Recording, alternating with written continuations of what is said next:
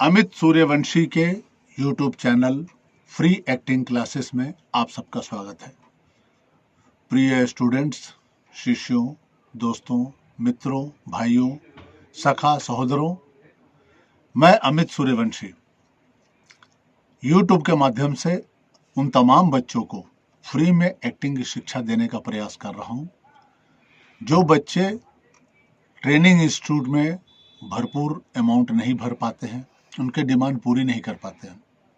Talented होने के बावजूद भी जो बच्चे हमारी फिल्म इंडस्ट्री में आगे नहीं बढ़ सकते, भयंकर स्ट्रगल कर रहे हैं। एक तो उनको सीखने का स्ट्रगल है, दूसरा काम का स्ट्रगल है, काम करने का स्ट्रगल है, और काम करने के बाद पेमेंट लेने का स्ट्रगल है।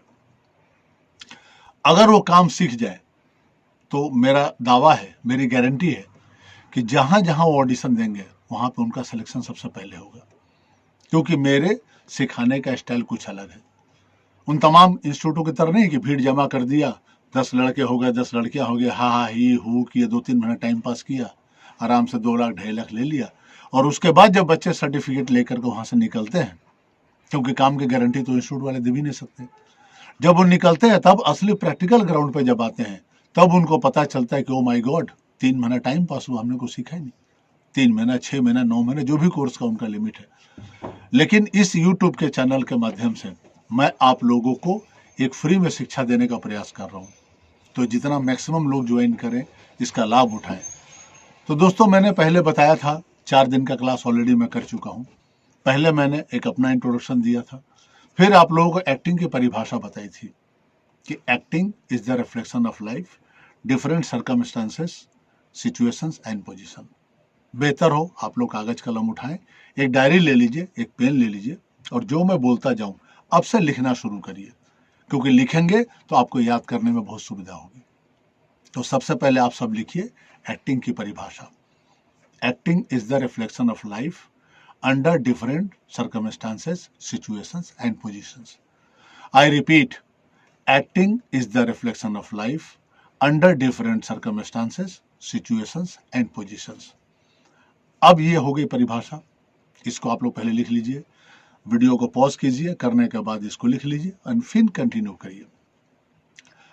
इसके अलावा मैंने आप लोगों को बताया था कि रिफ्लेक्शन ऑफ लाइफ क्या होता है। स्क्रिप्ट के अंदर एक जीवन लिखा हुआ है, एक कैरेक्टर लिखा हुआ है, आपको सिर्फ डिस्टिल वाटर बनना है, सफेद पर्दा बनना है, और उस कैरेक्टर को अपने ऊपर ओवरलैप करना है। जैसे कि मैं अमित सूर्यवंशी हूं, अभी एक वकील का रोल करूंगा तो मुझमें वकील दिखना चाहिए, उस वकील में अमित सूर्यवंशी नहीं दिखना चाहिए। इसलिए ये कॉन्सेप्ट तो पहले आप लोग निकाल दीजिए कि आपको कैरेक्टर में जाना है। आपको कैरेक्टर में नहीं जाना है। जो कैरेक्टर आपको दिया गया है पोर्ट्रेट करने के लिए, प्ले करने के लिए, परफॉर्म करने के लिए, वो कैरेक्टर आपको अपने में दिखाना है, खुद को भुलाकर। कहते हैं ना कि मिटा दे अपनी हस्ती को अगर तू कुछ मर्तबा चाहे, कि जर्रा खाक में मिलकर गुले गुलजार होता है। तो आपके पर्सनालिटी के ऊपर, आपके कैरेक्टर के ऊपर वो वकील या वो जज या वो इंस्पेक्टर या वो चोर या वो जेबकतरा या वो खूनी कातिल, जो भी कैरेक्टर आप कर रहे हैं, या एक बाप या एक बड़ा भाई जो आप प्ले कर रहे हैं, वो कैरेक्टर आपके ऊपर दिखना चाहिए। लोग ये नहीं बोले कि ये फला व्यक्ति है, लोगों को लगे कि ये वही वकील है जो कैरेक्टर प्ले कर रहा है। कई फिल्मों में आपने देखा होगा कि एक वकील ने इतना अच्छा वकील का रोल किया कि उसकी माँ ने उसको ही हायर किया, और जब उसके बच्चा प्रॉब्लम में आ गया तो बाद में पता चला वो तो एक एक्टर है। इतना नेचुरल, इतना बढ़िया किया उसने। क्यों? काम आता है। जिन जिन बच्चों को एक्टिंग की परिभाषा, एक्टिंग के पार्ट्स और एक्टिंग के सारी बारीकियां समझ में आती है, उनके परफॉर्मेंस में 4 चांद लगते हैं। तो ये पहले आप लोग लिख लीजिए, इतना आपको बताया मैंने।